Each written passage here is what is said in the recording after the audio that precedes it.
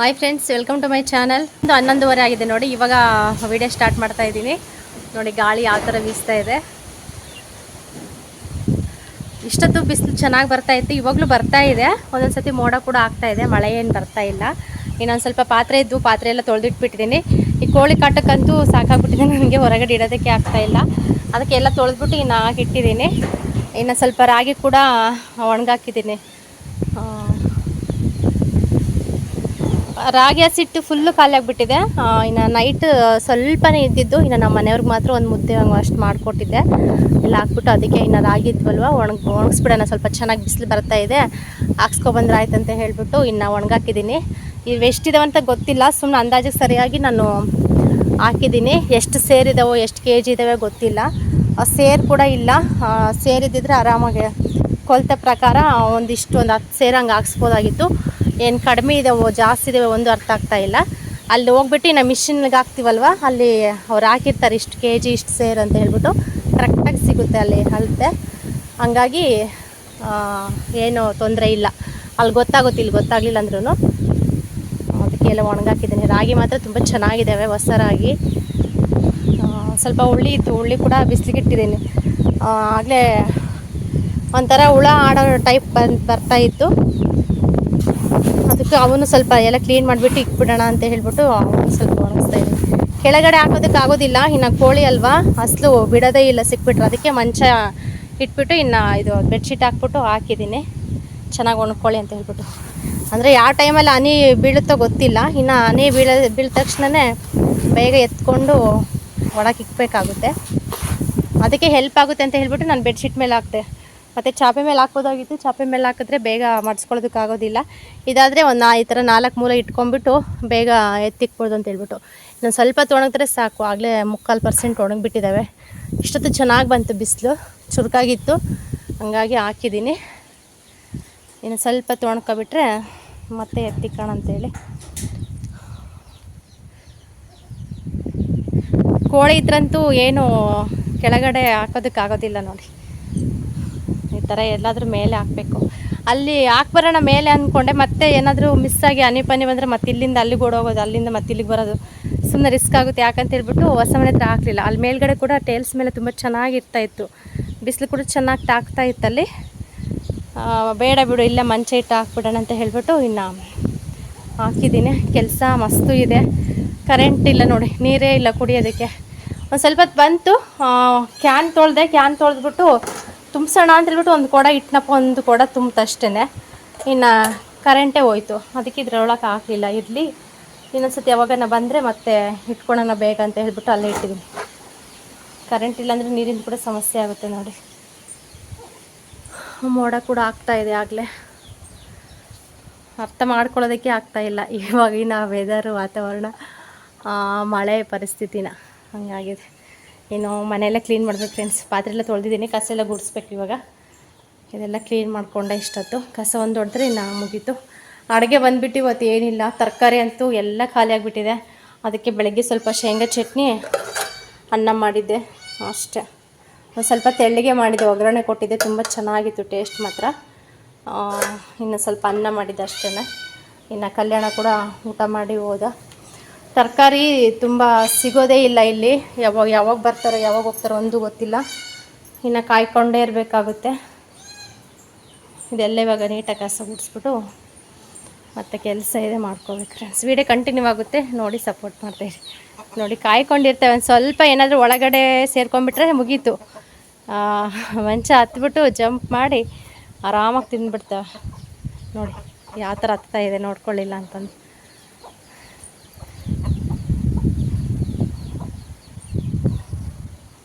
ಎಲ್ಲಂದ್ರೆಲ್ಲ ಹೋಗ್ಬಿಟ್ಟಿದ್ದಾವೆ, ಎಲ್ಲ ಇದ್ಬಿಟ್ರಂತೂ ಇನ್ನು ಮುಗ್ದು ಹೋಯ್ತು ಕತೆ. ಹೇಳಿ ಸಾಕಿಳಿ.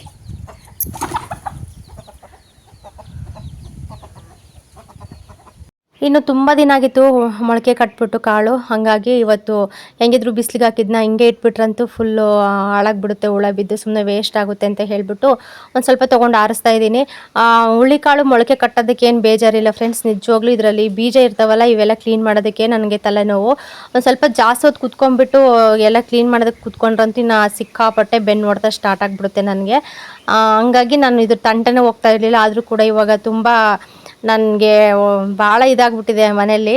ಹಂಗಾಗಿ ಇವಾಗ ಕಣ್ಮುಂದೆ ಇದ್ದಾವೆ, ಅವನು ಇಟ್ಕೊಂಡ್ಬಿಟ್ಟು ಸುಮ್ಮನೆ ಯಾಕೆ ಪರದಾಡೋದು ಅಂತ ಹೇಳ್ಬಿಟ್ಟು ಹಂಗೆ ಇವತ್ತೆಲ್ಲ ಸ್ವಲ್ಪ ಆರಿಸ್ಕೊತಾ ಇದ್ದೀನಿ.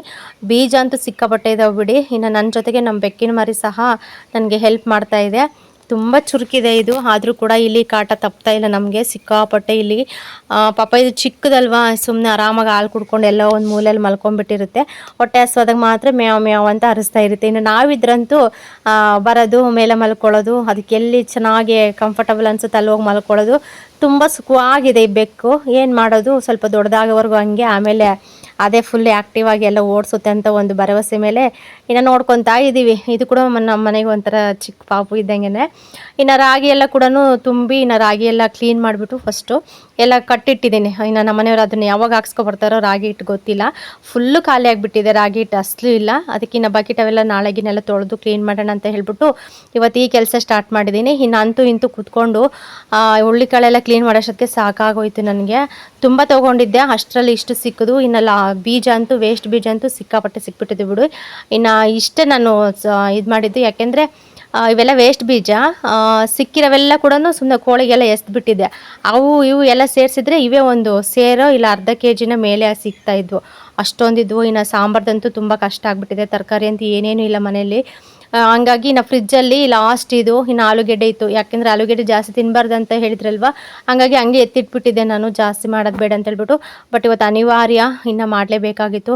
ಇನ್ನು ಪುಣ್ಯಕ್ಕೆ ಮೊನ್ನೆ ಪವಿತ್ರ ಬದನೆಕಾಯಿ ಕೊಟ್ಟು ಕಳಿಸಿದ್ಲು.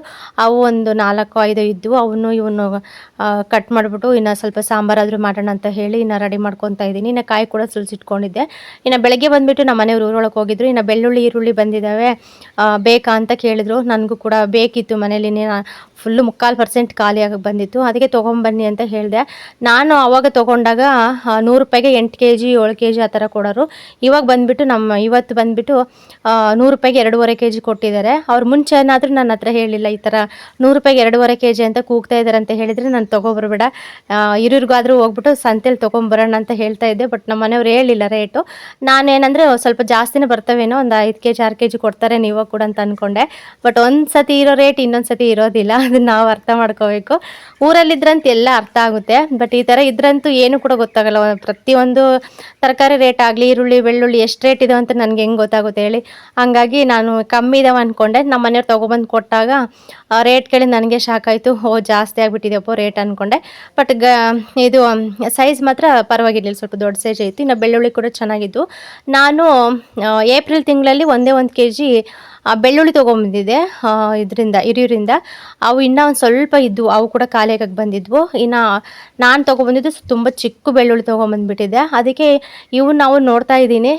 ಏನೇ ಹೇಳಿ ಹೆಣ್ಮಕ್ಳಿಗೆ ಸ್ವಲ್ಪ ಅರ್ಜೆಂಟಿಗೆ ಆಗೋದನ್ನೇ, ಅಂದರೆ ನಮಗೆ ಎಮರ್ಜೆನ್ಸಿಗೆ ಏನಾದರೂ ಅಡುಗೆ ಮಾಡ್ತೀವಿ ಅಂತಂದರೆ, ಇನ್ನು ಇವಾಗ ಸ್ವಲ್ಪ ದೊಡ್ಡ ಸೈಜ್ ಈರುಳ್ಳಿ ಕಂಡುಬಿಟ್ರೆ ಸಾಕು, ಅವನ್ನೇ ಕಟ್ ಮಾಡಿ ಹಾಕ್ಬಿಡೋಣ ಅಂತ ಅಂದ್ಕೊತೀವಿ. ಇನ್ನು ಚಿಕ್ಕ ಸೈಜ್ ಎಷ್ಟೊತ್ತು ಕಟ್ ಮಾಡ್ಕೊಂಡು ಕೂತ್ಕೊಳ್ಳೋಣ ಅಂತೇಳಿ. ಇನ್ನು ಬೆಳ್ಳುಳ್ಳಿನೇ ಅಷ್ಟೇ, ಬೇಗ ಸುಲ್ಕೊಂಡ್ರೆ ಸಾಕಂತ ಹೇಳ್ಬಿಟ್ಟು ದೊಡ್ಡ ಸೈಜ್ ಬೆಳ್ಳುಳ್ಳಿನೇ ಆರಿಸ್ಕೊತಾ ಇರ್ತೀವಿ. ಹಂಗೆ ನಾನೇ ಅರ್ಥ ಮಾಡ್ಕೊಂಡೆ, ಫಸ್ಟ್ ಇವು ಹಳೆವೆಲ್ಲ ಖಾಲಿ ಮಾಡಿಬಿಡೋಣ, ಇನ್ನು ಸ್ವಲ್ಪ ಇದ್ದಾವೆ, ಆಮೇಲೆ ಇವು ಹೊಸ ತೊಗೊಳೋಣ. ಇವಾಗ ನನ್ನ ಕಣ್ಣು ಮುಂದೆ ಇದ್ಬಿಟ್ರಂತೂ ನಾನು ಇವನ್ನ ಫಸ್ಟು ಖಾಲಿ ಮಾಡಿಬಿಡ್ತೀನಿ ಅಂತ ಹೇಳ್ಬಿಟ್ಟು ನಾನೇ ಅರ್ಥ ಮಾಡ್ಕೊಂಡು ಅವನ ಸೈಡ್ಗೆ ಎತ್ತಿಟ್ಟೆ.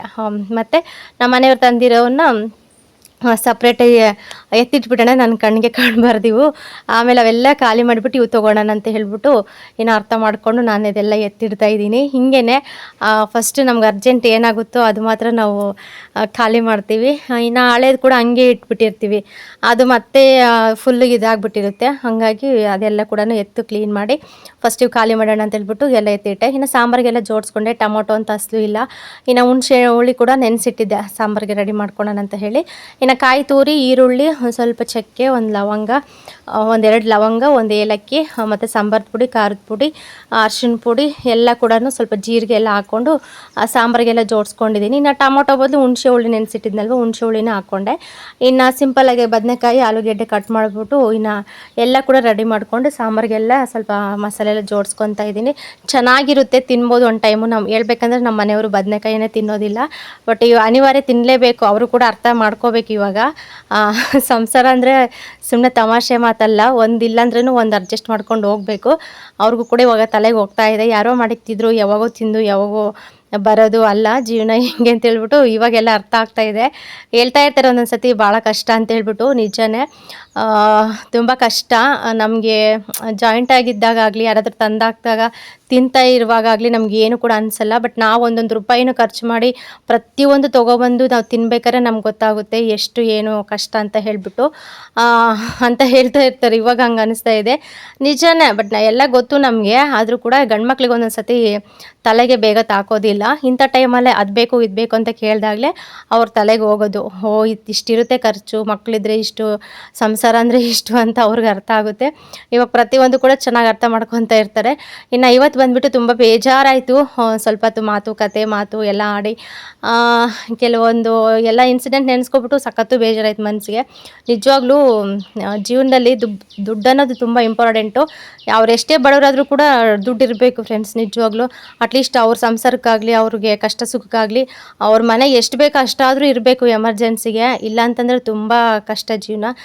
ಕೆಲವೊಬ್ಬರು ತುಂಬ ಕೀಳಾಗಿ ನೋಡ್ತಾ ಇರ್ತಾರೆ. ಅಸಲು ನಾವಿದ್ದೀವಿ ಅನ್ನೋದನ್ನೇ ಮರೆತು ಹೋಗೋಷ್ಟು ಸ್ಟೇಜಿಗೆ ಬಂದುಬಿಡ್ತಾರೆ. ಹಾಗಾಗಿ ಯಾವುದೇ ಕಾರಣಕ್ಕೂ ಏನೂ ಇಲ್ಲ ಅಂತಲೂ ಇರಬಾರ್ದು, ಎಲ್ಲ ಇದೆ ಅಂತಲೂ ಇರಬಾರ್ದು. ಮಿಡಲ್ ಕ್ಲಾಸ್ ಫ್ಯಾಮಿಲಿಗೆ ಅಟ್ಲೀಸ್ಟ್ ಎಷ್ಟಿರಬೇಕೋ ಅಷ್ಟಿದ್ರೂ ಚೆನ್ನಾಗಿ. ಮೇನಾಗಿ ದುಡಿಮೆ ಇರಬೇಕು. ದುಡಿಮೆ ಇದ್ರೇ ದುಡ್ಡು, ದುಡಿಮೆನೇ ಇಲ್ಲ ಅಂತಂದ್ರೆ ಇನ್ನು ದುಡ್ಡು ಎಲ್ಲಿಂದ ಬರುತ್ತೆ ಹೇಳಿ.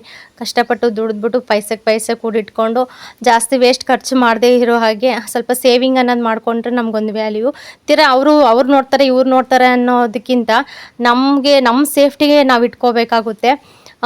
ಇದಂತೂ ತುಂಬ ಇಂಪಾರ್ಟೆಂಟು ನಿಜವಾಗ್ಲೂ ಜೀವನದಲ್ಲಿ.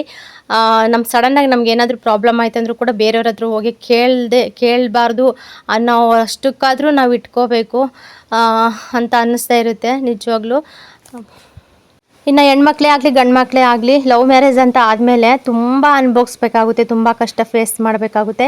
ಬಿಡಿ ಎಲ್ಲ ಇದ್ದರೆ ಓಕೆ, ಏನೂ ಇಲ್ಲ ಅಂತ ಖಾಲಿ ಅಂತ ಅಂದಾಗ, ಝೀರೋ ಅಂತ ಅಂದಾಗ ತುಂಬ ಕಷ್ಟಪಡಬೇಕಾಗುತ್ತೆ. ತುಂಬ ಎಫರ್ಟ್ ಹಾಕಿ ನಾವು ಜೀವನ ನಡೆಸಬೇಕಾಗುತ್ತೆ. ನಿಜ, ಗಂಡು ಮಕ್ಕಳೇ ಆಗಲಿ ಹೆಣ್ಮಕ್ಳೇ ಆಗಲಿ ಲವ್ ಮ್ಯಾರೇಜ್ ಮಾಡ್ಕೊಂಡಿದ್ದೀವಿ ಅಂತಂದರೆ ಅವ್ರ ಜೀವನ ಅವರೇ ಕಟ್ಕೋಬೇಕು, ಅವ್ರ ಜೀವನ ಅವರೇ ರೂಪಿಸ್ಕೋಬೇಕು. ಅವರು ಒಂದು ಸ್ವಲ್ಪ ಚೆನ್ನಾಗಿ ಆಗಬೇಕಂತಂದ್ರೂ ಅವ್ರ ಜೀವನದಲ್ಲಿ ಸಖತ್ತು ಕಷ್ಟಪಡಬೇಕಾಗುತ್ತೆ, ಮೇಲೆ ಬರಬೇಕಾಗುತ್ತೆ ಅಷ್ಟೇ. ಇನ್ನು ಫ್ಯಾಮಿಲಿ ಸಪೋರ್ಟ್ ಅಂತೂ ಇರೋದಿಲ್ಲ. ಕೆಲವರಿಗೆ ಚೆನ್ನಾಗಿರುತ್ತೆ ಫ್ಯಾಮಿಲಿ ಸಪೋರ್ಟು, ಕೆಲವರಿಗೆ ಸಪೋರ್ಟ್ ಇರೋದಿಲ್ಲ. ನಾನು ನನ್ನ ಕಷ್ಟ ನನ್ನ ಸುಖ ನಾನು ಹೇಳ್ಕೊತಾ ಇರ್ತೀನಿ, ಕೆಲವೊಂದು ಸಲ ಶೇರ್ ಮಾಡ್ಕೊಳ್ತೀನಿ. ಕೆಲವೊಬ್ಬರು ತಪ್ಪರ್ಥ ಮಾಡಿಕೊಂಡು ಅರ್ಥ ಮಾಡ್ಕೊಳ್ತಾರೇನೋ ಅಂತ ನನಗನ್ಸುತ್ತೆ. ನನಗೆ ತುಂಬ ಇದೆ ಮನಸ್ಸಲ್ಲಿ, ಬಟ್ ಎಲ್ಲ ಶೇರ್ ಮಾಡ್ಕೋಬೇಕಂತ ಅಂದ್ಕೊತೀನಿ. ಬಟ್ ಒಂದಕ್ಕೊಂದು ಬೇರೆ ಅರ್ಥ ಆಗುತ್ತೆ ಅಂತ ಹೇಳ್ಬಿಟ್ಟು ನಾನು ಏನು ಕೂಡ ಶೇರ್ ಮಾಡ್ಕೊಳ್ಳೋದಕ್ಕೆ ಹೋಗೋದಿಲ್ಲ. ನನಗೆ ಒಂದು ಯೂಟ್ಯೂಬ್ ಫ್ಯಾಮಿಲಿ ಅಂತ ಸಿಕ್ಕಿದೆ. ಕೆಲವರು ಎಷ್ಟೋ ಜನ ಅನುಭವಿಸ್ತಾ ಇರ್ತೀರ, ತುಂಬ ಜನ ನೋಡ್ತಾ ಇರ್ತೀವಿ ಇವಾಗ ಇರೋ ಇದರಲ್ಲಿ. ಇಷ್ಟಪಟ್ಟು ಮದುವೆ ಆಗಲಿ, ಇಲ್ಲ ಅರೇಂಜ್ ಮ್ಯಾರೇಜ್ ಆಗಲಿ, ಗಂಡು ಮಕ್ಕಳಾಗಲಿ ಹೆಣ್ಮಕ್ಳಾಗಲಿ ಸಖತ್ತು ಸಫರ್ ಆಗ್ತಾ ಇರ್ತೀರ. ಸಂಸಾರ ಅಂದರೆ ಸುಮ್ಮನೆ ಅಲ್ಲ, ಜೀವನ ಅಂದರೆ ಸುಮ್ಮನೆ ಇಲ್ಲ, ಎಲ್ಲನೂ ಕಷ್ಟನೇ. ಹೇಳ್ತಿದ್ದೀನಲ್ವ, ಒಬ್ರು ಸಪೋರ್ಟ್ ಇಲ್ಲ ಅಂತಂದರೆ ಸಖತ್ತು ಕಷ್ಟ. ಹಂಗಾಗಿ ನಾವು ಇವಾಗ ಇರೋ ಇದರಲ್ಲಿ ನನ್ನ ಜೀವನದ ಬಗ್ಗೆ, ನನ್ನ ಲೈಫ್ ಬಗ್ಗೆ ನಾನು ಶೇರ್ ಮಾಡ್ಕೊಳ್ತೀನಿ ಅಷ್ಟೇ. ಇನ್ನು ಬೇರೆಯವ್ರದ್ದೆಲ್ಲ ನಾನು ಇದರಲ್ಲಿ ಸೇರ್ಸೋದಕ್ಕೆ ಹೋಗೋದಿಲ್ಲ. ಇನ್ನು ನಾವಂತ ಬಂದಾಗ ಎಷ್ಟೇ ಕಷ್ಟ ಆಗಲಿ, ಎಷ್ಟೇ ಇದಾಗಲಿ ಕೂಡ ಒಬ್ರ ಹತ್ರ ಶೇರ್ ಮಾಡ್ಕೊಳ್ಳೋದಕ್ಕೆ ಆಗೋದಿಲ್ಲ. ಅದು ಇದು ನಮಗೆ ಗೊತ್ತಿರುತ್ತೆ ಹೆಂಗೆ ಏನು ಅಂತ ಹೇಳ್ಬಿಟ್ಟು. ಹಂಗಾಗಿ ದೊಡ್ಡರ ಹತ್ರನೂ ಹೇಳ್ಕೊಳ್ಳೋದಕ್ಕಾಗೋದಿಲ್ಲ, ಯಾರ ಹತ್ರನ ಶೇರ್ ಮಾಡ್ಕೊಳ್ಬೇಕಂದ್ರೂ ಆಗೋದಿಲ್ಲ. ಯಾಕೆಂದರೆ ನಾವು ಆ ನಿರ್ಧಾರ ತೊಗೊಂಡ್ಬಿಟ್ಟಿರ್ತೀವಿ ಮುಂಚೆನೇ.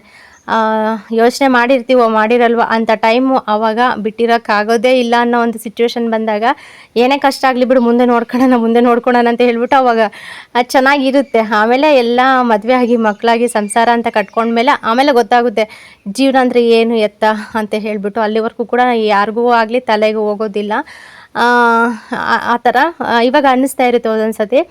ಆದರೂ ಪರವಾಗಿಲ್ಲ, ಏನಂದರೆ ಗಂಡ ಹೆಂಡ್ತಿ ಒಂದು ಚೆನ್ನಾಗಿದ್ದರೆ ಆರಾಮಾಗೆ ಜೀವನ ಸಾಗಿಸ್ಕೊಂಡು ಹೋಗ್ಬೋದು. ಇನ್ನು ಹೇಳಿದ್ನಲ್ವ, ಅವತ್ತಿಗೆ ಆಗಲಿ ನೆಮ್ಮದಿಯಾಗಿ ಜೀವನ ಮಾಡ್ಕೊಂಡು ಹೋಗ್ಬೋದು.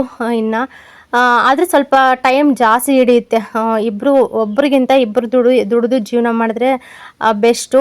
ಇವಾಗ ಅವರೇ ದುಡಿಬೇಕು ಅಂತಂದರೆ ಕಷ್ಟನೇ. ಇನ್ನು ನಾವು ಅವ್ರ ಕೈಗೊಂದು ಕೈ ಜೋಡಿಸಿದ್ರೆ, ಇನ್ನು ಮನೆ ಮೇಂಟೈನ್ ಆದರೂ ಮಾಡಿದ್ರೆ ಹೆಣ್ಮಕ್ಳು, ಅಟ್ಲೀಸ್ಟ್ ಗಂಡು ಮಕ್ಕಳು ಮಾಡಿರೋದು ಏನಕ್ಕಾದರೂ ಬರುತ್ತೆ. ಇವಾಗಿರೋ ಇದಕ್ಕೆ ಖರ್ಚುಗಳಿಗಂತೂ ಎಷ್ಟು ದುಡಿದ್ರೂ ಕೂಡ ಸಾಲಲ್ಲ, ಅಷ್ಟು ಇದೆ. ಇನ್ನು ಮಕ್ಕಳದ್ದು ಸ್ಕೂಲು ಫೀಸು, ಹೋಗೋದು ಬರೋದು ಭಾಳ ಇರುತ್ತೆ. ಅದೆಲ್ಲ ಕೂಡ ಮೇಂಟೆನೆನ್ಸ್ ಮಾಡಬೇಕಂದ್ರೆ ಭಾಳ ಕಷ್ಟ. ಹಂಗಾಗಿ ಒಬ್ಬರು ದುಡ್ದಂತೂ ಇನ್ನು ಏನು ಇದು ಮಾಡೋದಕ್ಕಾಗೋದಿಲ್ಲ. ನಾನು ಅಷ್ಟೇ ಏನೋ ಒಂದು ಹೋಪ್ ಇಟ್ಕೊಂಡು ನಾನು ಯೂಟ್ಯೂಬ್ ಸ್ಟಾರ್ಟ್ ಮಾಡಿದೆ. ಇನ್ನು ಮನೆಯಲ್ಲೇ ಇರ್ತೀವಲ್ವ, ಮಾಡ್ಕೊಂಡು ಹೋಗೋಣ, ಇನ್ನು ಮನೆ ಕೆಲಸ ಎಲ್ಲ ಮಾಡಿಕೊಂಡು ಸ್ವಲ್ಪ ನೋಡ್ಕೊಂಡು ಇದರಲ್ಲಾದರೂ ಏನಾದರೂ ಅರ್ನಿಂಗ್ ಮಾಡ್ಬೋದು ಏನಂತ ಹೇಳ್ಬಿಟ್ಟು ಒಂದು ಚಿಕ್ಕ ಆಸೆ ಇಟ್ಕೊಂಡು ನಾನು ಯೂಟ್ಯೂಬ್ ಸ್ಟಾರ್ಟ್ ಮಾಡಿದೆ. ಬಟ್ ಒಂದೊಂದು ಸತಿ ಜಾಸ್ತಿ ಇದಾಗ್ತಿರುತ್ತೆ, ಮತ್ತು ಬರ್ತಾ ಬರ್ತಾ ವ್ಯೂಸ್ ಕೂಡ ಫುಲ್ಲು ಅಂದರೆ ಕಮ್ಮಿ ಆಗ್ತಾ ಇರುತ್ತೆ. ಇದು ನಂಬ್ಕೊಂಡು ಇರೋದಕ್ಕೆ ಆಗೋದಿಲ್ಲ ಅನಿಸುತ್ತೆ. ಬಟ್ ನಾನಿವಾಗ ಇರೋ ಸಿಚುವೇಷನಲ್ಲಿ ಇದು ಬಿಟ್ಟರೆ ನನಗಿನ್ನು ಬೇರೆ ಏನೂ ಆಪ್ಷನ್ ಇಲ್ಲ. ಸದ್ಯಕ್ಕೆ 1-2 ವರ್ಷ ನಾನು ಇದನ್ನೇ ಸ್ವಲ್ಪ ಮಾಡ್ಕೊಂಡು ಹೋಗಬೇಕಾಗುತ್ತೆ. ಅದು ಸಕ್ಸಸ್ ಆಗಲಿ ಆಗದೇ ಇರಲಿ, ನನಗೆ ಒಳ್ಳೇದಾಗದೇ ಇರಲಿ, ಇಷ್ಟು ನಿಮ್ಮಷ್ಟು ಜನನ ನಾನು ಪಡೆದಿದ್ದೀನಲ್ವ, ನಿಮಗೋಸ್ಕರನಾದರೂ ನಾನು ವೀಡಿಯೋ ಮಾಡಿ ಅಪ್ಲೋಡ್ ಮಾಡಬೇಕು ಅಂತ ನನಗೆ ಆಸೆ. ಹಂಗಾಗಿ ಮಾಡ್ಕೊಂಡು ಹೋಗ್ತಾ ಇದ್ದೀನಿ. ನೋಡೋಣ ಎಷ್ಟು ದಿನ ಆಗುತ್ತೋ ಅಷ್ಟು ದಿನ ಅಂತ ಹೇಳ್ಬಿಟ್ಟು. ನೆಕ್ಸ್ಟು ನನಗೂ ಸ್ವಲ್ಪ ಒಳ್ಳೆ ಟೈಮ್ ಬಂದಾಗ, ಒಳ್ಳೆ ಇದು ಬಂದಾಗ ಯಾವುದಾದ್ರೂ ಆಗಲಿ ಒಂದು ಚಿಕ್ಕ ಪುಟ್ಟ ಕೆಲಸಕ್ಕೆ ಸೇರಿಕೊಂಡು ಇನ್ನು ನಮ್ಮ ಜೀವನನ ರೂಪಿಸ್ಕೋಬೇಕು ಅಂತ ಹೇಳ್ಬಿಟ್ಟು ನನಗೂ ಆ ಥರ ಅನ್ನಿಸ್ತಿದೆ. ಪ್ರತಿಯೊಂದು ಹೆಣ್ಮಕ್ಳಿಗೂ ಹಂಗೇನು ಅನಿಸೋದು ಅನ್ನಿಸ್ತಾ ಇರುತ್ತೆ. ನಿಮ್ಗೇನು ಅನ್ನಿಸ್ತಾ ಅನ್ನೋದು ಕೂಡ ಕಮೆಂಟಲ್ಲಿ ತಿಳಿಸಿ. ನಾನು ಮಾತಾಡ್ಕೊಂಡು ಹೋದರೆ ಸ್ಟಾಪೇ ಇರೋದಿಲ್ಲ, ನಾನು ಏನೇನೋ ಮಾತಾಡ್ಕೊಂಡು ಹೋಗ್ಬಿಡ್ತೀನಿ. ಹಂಗಾಗಿ ಇನ್ನು ನನ್ನ ಜೀವನದಲ್ಲಿ ನನ್ನ ಲೈಫಲ್ಲಿ ನಡೀತಾ ಇರೋದು ನಿಮ್ಮ ಹತ್ರ ಶೇರ್ ಮಾಡಿಕೊಂಡೆ ಅಷ್ಟೇ. ಇನ್ನು ವೀಡಿಯೋಗೆ ಬಂದ್ರಂತೂ ಸಂಜೆ ಕೂಡ ಆಯಿತು. ಇನ್ನು ಮಳೆ ಬರೋದು ಬಿಡೋದು ಮಾಡ್ತಾನೇ ಇತ್ತು. ಇನ್ನು ಕಂಪಲ್ಸರಿ ಇನ್ನು ಮಳೆ ಕೂಡ ಒಂದು ಸ್ವಲ್ಪ ಜೋರಾಗಿ ಬಂದು ಇನ್ನು ಬಿಟ್ಟೇ. ಇನ್ನು ನಂದು ಅಡುಗೆ ಕೆಲಸ ಎಲ್ಲ ಮುಗಿಸ್ಕೊಂಬಿಟ್ಟು ಇವಾಗ ಒಂದು ಸ್ವಲ್ಪ ಪಾತ್ರೆ ಇದ್ವು, ಇನ್ನು ಪಾತ್ರೆ ಎಲ್ಲ ತೊಳ್ಕೊಂಬಿಟ್ಟು ಇನ್ನು ನೋಡೋಣ ಏನೇನು ಗಿಡ ತಂದಿದ್ದಾರೆ ಅಂತ ಹೇಳ್ಬಿಟ್ಟು ಗಿಡ ನೋಡೋದಕ್ಕೆ ಬಂದೆ. ಈ ವಾಸ್ತು ನನಗೊಂದು ಹೆಸ್ರು ಕೂಡ ಗೊತ್ತಿಲ್ಲ. ನಮ್ಮ ಮನೆಯವ್ರಿಗೆ ಹೇಳಿ ಬನ್ನಿದು ಏನು ಗಿಡ ಅಂತ ಹೆಸ್ರಾದರೂ ಹೇಳಿ ಬಾಪ ಅಂದ್ರೂ ಅವರು ಗಿಡ ಎಲ್ಲ ಇಳಿಸ್ಬಿಟ್ಟು ಸುಸ್ತಾಗ್ಬಿಟ್ಟಿದ್ರು. ಇನ್ನು ಸುಮ್ಮನೆ ಉಳ್ಕೊಂಡ್ಬಿಟ್ಟಿದ್ರು ಫೋನ್ ನೋಡಿಕೊಂಡು. ಇನ್ನು ಬಿಡು ಪಾಪ ಇವೆಲ್ಲ ಇಳಿಸಿ ಸುಸ್ತಾಗಿದ್ದಾರೆ ಅಂತ ಹೇಳ್ಬಿಟ್ಟು ಇನ್ನು ಸುಮ್ಮನೆ ಅದೇ. ಇದರಲ್ಲಿ ಬಂದುಬಿಟ್ಟು ಬೇವಿನ ಗಿಡ ಮತ್ತು ಬಿಕ್ಕೆ ಗಿಡ ಮತ್ತು ಹೊಂಗೆ ಗಿಡ ಅವೆಲ್ಲ ಸುಮಾರಾಗಿ ತರಿಸಿದ್ದಾರೆ. ನಾನು ಅಂದ್ಕೊಂಡೆ ಇವೆಲ್ಲ ಏನು ಈ ಮಸ್ತ್ ಇದಾವಲ್ವ, ಮತ್ತೆ ಇವು ಯಾಕೆ ತರಿಸಿದ್ದಾರೆ ಅಂತಂದರೆ ಹೇಳಿದ್ರು ಅವ್ರಿಗೆ ತುಂಬ ನೆರಳಿರ್ಬೇಕಂತೆ, ತಂಪಾಗಿರ್ಬೇಕಂತೆ, ಯಾವ ಗಿಡ ಆದ್ರೇನು ಚೆನ್ನಾಗಿ ಬೆಳೆಸ್ಬೇಕಂತೆ ಅಂತ ಹೇಳಿದರು. ಸುಮಾರಿದ್ದಾವೆ ಫ್ರೆಂಡ್ಸ್, ಹೊಂಗೆ ಗಿಡ, ಬೇವಿನ ಮರ ಮತ್ತು ಬೇರೆ ಮಸ್ತು ಇದ್ದಾವೆ ಗಿಡಗಳು. ಮತ್ತು ಇವನ್ನೇ ತರಿಸಿದ್ದಾರೆ. ಬೇವಿನ ಗಿಡ ಅಂತೂ ಸಖತ್ತು ತರಿಸ್ಬಿಟ್ಟಿದ್ದಾರೆ. ಅದಕ್ಕೆ ಮೊನ್ನೆ JCB ಬಂದುಬಿಟ್ಟು ಇದೆಲ್ಲ ಜಾಗ ಮಾಡೋಗಿತ್ತಲ್ವ, ಅದಕ್ಕೆ ಏನಾದರೂ ಹಾಕ್ತಾರೋ ಇನ್ನು ಏನಾದರೂ ಬೇರೆ ಹತ್ರ ಎಲ್ಲನ ಪ್ಲ್ಯಾನಿಂಗ್ ಮಾಡ್ಕೊಂಡಿದ್ದಾರೋ ಗೊತ್ತಿಲ್ಲ. ಇನ್ನು ಇಷ್ಟಂತೂ ಎಲ್ಲ ಇಳಿಸಿದ್ದಾರೆ. ಎಲ್ಲೆಲ್ಲಿ ಇಡ್ತಾರೋ ಗೊತ್ತಿಲ್ಲ. ಇವು ಎಷ್ಟು ಕೇಳಿಲ್ಲ ಇದ್ರ ಬಗ್ಗೆ ನಾನು ಡೀಟೇಲ್ಸು, ಎಷ್ಟಕ್ಕೊಂದು ಗಿಡ, ಎಷ್ಟು ರೂಪಾಯಿಗೊಂದು ಗಿಡ ಅಂತ ಹೇಳ್ಬಿಟ್ಟು. ಇನ್ನು ಇಲ್ಲಿಗೆ ತಗೊಬಂದು ಎಲ್ಲ ಇಳಿಸಿದ್ದಾರೆ. ನೆಕ್ಸ್ಟು ಯಾವಾಗ ಇಡ್ತಾರೋ ಅದು ಗೊತ್ತಿಲ್ಲ. ಇನ್ನು ತೆಂಗಿನ ಮರ ಅಂತೂ ಫುಲ್ ಇಲ್ಲೇ ದೊಡ್ಡವಾಗ್ಬಿಟ್ಟಿದ್ದಾವೆ, ಅವನ್ನು ಕೂಡ ಎಲ್ಲಿ ತೊಗೊಂಡೋಗಿ ಇಡ್ತಾರೋ ಗೊತ್ತಿಲ್ಲ. ಕೆಲಸವಂತೂ ಸಿಕ್ಕಾಬಟ್ಟೆ ಇದೆ ಬಿಡಿ, ಮಾಡಿದ್ರೆ ಸ್ವಲ್ಪ ಅವರು ಇದು ಮಾಡ್ತಾಯಿಲ್ಲ. ಇನ್ನು ಮಂಚಂತೂ ಹೊರಗಡೆನೇ ಇತ್ತು, ಅದು ಮಳೆಗೆ ನೆನೆಯೋದು, ಬಿಸಿಲಿಗೆ ಒಣಗೋದು ಹಂಗಾಗಿದೆ. ಅದು ತುಂಬ ತೂಕ ಇದೆ, ಎತ್ತೋದಕ್ಕೆ ಆಗೋದಿಲ್ಲ ಒಬ್ರಿಗಂತೇನು, ಇಬ್ಬಿಬ್ರು ಎತ್ತಿಡಬೇಕಾಗುತ್ತೆ. ಇನ್ನು ನಮ್ಮ ಮನೆಯವ್ರು ಕೂಡ ಸ್ವಲ್ಪ ಅವೆಲ್ಲ ಇಳಿಸ್ಬಿಟ್ಟು ಸ್ವಲ್ಪ ಟಯರ್ಡ್ ಆಗಿತ್ತಲ್ಲ, ಬೇಡ ಅಂತ ಹೇಳ್ಬಿಟ್ಟು ಇನ್ನು ಅಲ್ಲೇ ಬಿಟ್ಟಿದೆ. ನೋಡ್ಬೋದು ಸಾಂಬಾರಂತೂ ನಿಜವಾಗ್ಲೂ ಟೇಸ್ಟ್ ತುಂಬ ಚೆನ್ನಾಗಿತ್ತು ಫ್ರೆಂಡ್ಸ್.